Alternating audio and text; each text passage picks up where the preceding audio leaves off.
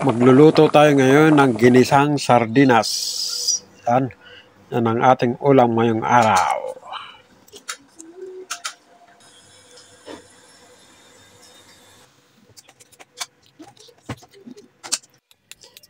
Umpisahan na natin ang paggayat ng mga ricados. Unahan natin ang luya, isunod ang bawang, at isang pirasong kamatis. Dapat kailangan lagi tinatanggal ang buto ng kamatis. Tapos panguli ang sibuyas. Maglagay na tayo ng konting mantika. At igisa na natin ang sibuyas, luya, bawang, at kamatis. Igisa natin ng mga 5 hanggang 10 minutos. Yan, pag medyo half cook na, saka natin ilalagay mamaya ang sardinas.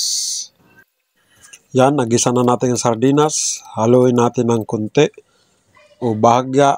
Saka kapag gusto nyo ng sabaw, yung lata ng sardinas, pwede rin natin lagyan ng konting tubig at para yun na maging sabaw. At huwag natin kakalimutan lagi ang asin para matimpla natin ng maayos. O kung wala ng asin, granules na lang, halimbawa yung magic sarap.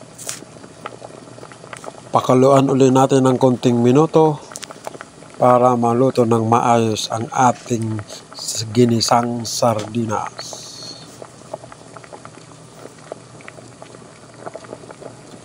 Ayan, luto na siya. Kaya maya pwede na natin isahog yung gulay. Kahit anong uri ng gulay, basta nakakain na gulay, ay pwede natin gawing panghalo sa ginisang sardinas. So, ayan, sahog na natin ang gulay. Di ko lang alam kung anong pangalan ng gulay na yan.